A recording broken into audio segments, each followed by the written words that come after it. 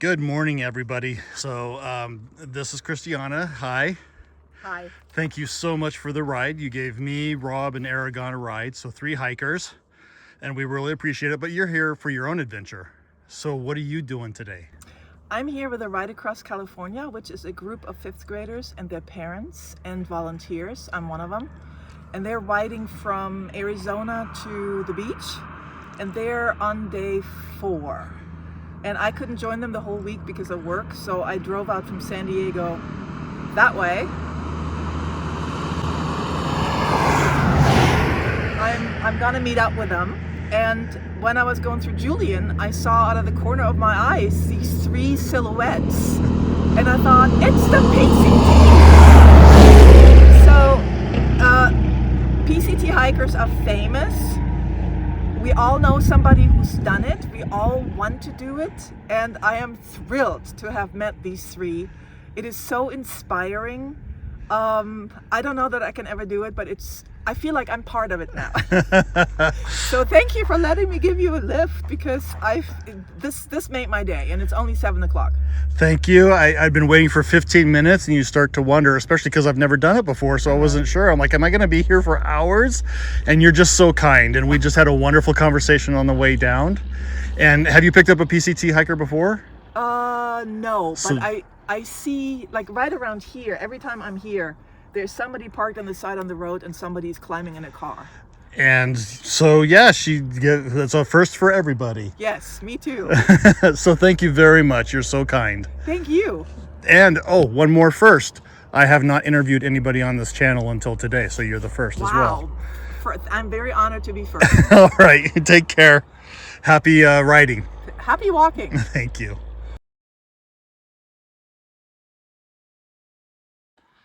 Lots of exciting things this morning. So I left the inn at 6:10 and started walking to the other side of town. Got there at about 6:23 to an area that's kind of designated unofficially as a place to be picked up. I waited for probably maybe 15 minutes at the most before Christiana so graciously stopped. So this is Scissors Crossing, and I kind of wish I'd been here for a minute, because there's camp chairs there and water, and that looks pretty comfortable. But today I today I get to keep walking, so that's what I'm gonna do. It is now 7:20, so just an hour and 10 minutes from the time I walked out the door. It's supposed to get hot, to be about like 75 today, and it is nothing but climb, so I'm gonna get moving. So here's the plan for today. It is 14 miles and change to the next water cache. So I have 4 liters of water, just under, and it's an uphill climb all day. So just stepping on the trail, it's already starting up, and I can see, if you look at the hills to the right, I'm gonna move over, and then that hill I'll zoom in on. That would be the trail, about just over that little notch is the trail. So that looks like in about 500 feet immediately in the first, I don't know, maybe mile, maybe 2. So it's supposed to be 75 degrees today. I'm planning on a liter every 5 miles. And for me, so far, I've discovered that if I break it down into 5-mile increments, then I'll do okay. So I'm on a slight downgrade, so I was hustling, moving quite a bit, and I hit the brakes hard. Rattler, I do believe. So that'd be a yes. That's a baby rattler. So the bush with the rock, that's where he's under. It's even scarier now. At least I saw him.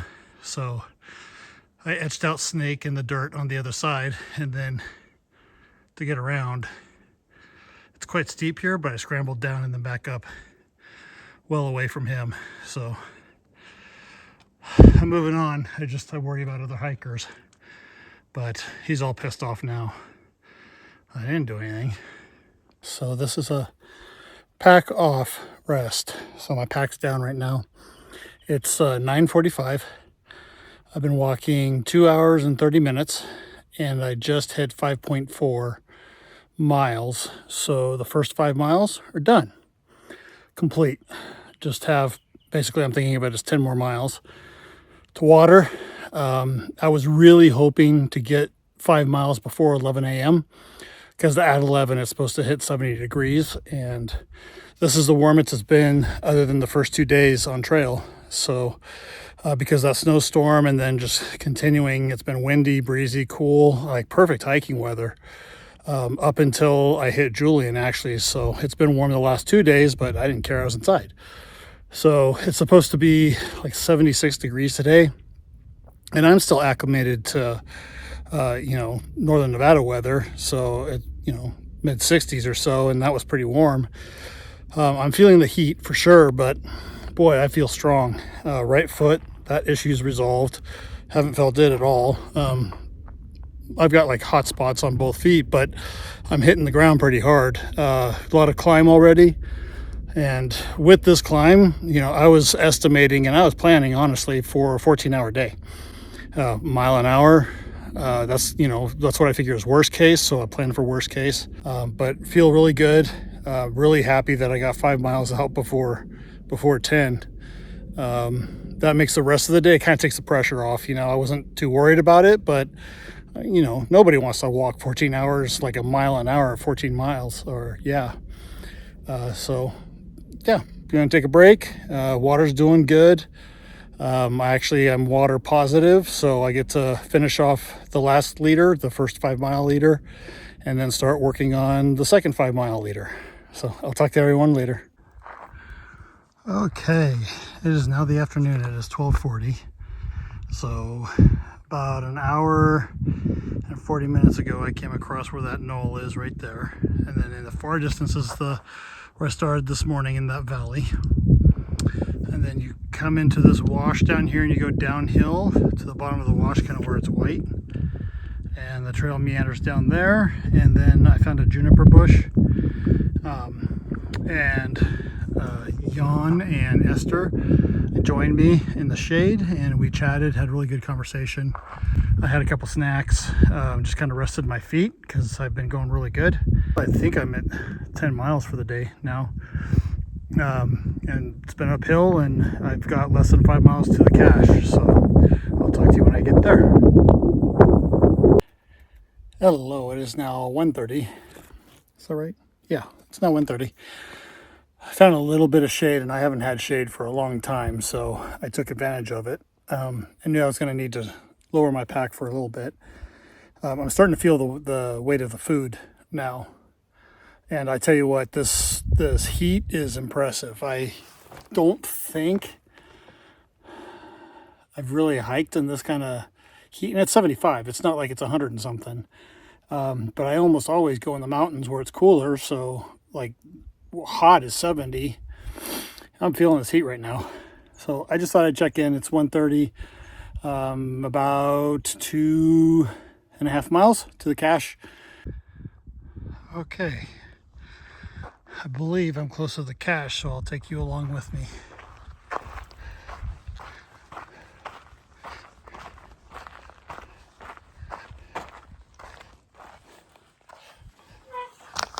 Sign says H2O.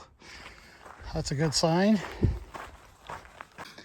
So it was considerably farther than I thought it was. There's the cache. So you're allowed 3 liters from here, and then there's a cistern probably another mile down that we can get a full resupply on. So cases of water. This is great. Use these levers.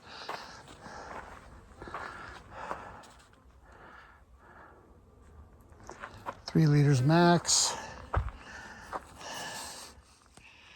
I'm headed to the cistern now, and I should show this. So I'm walking on the road and I see this sign off to the left, so if you're not paying attention, you can walk right by it.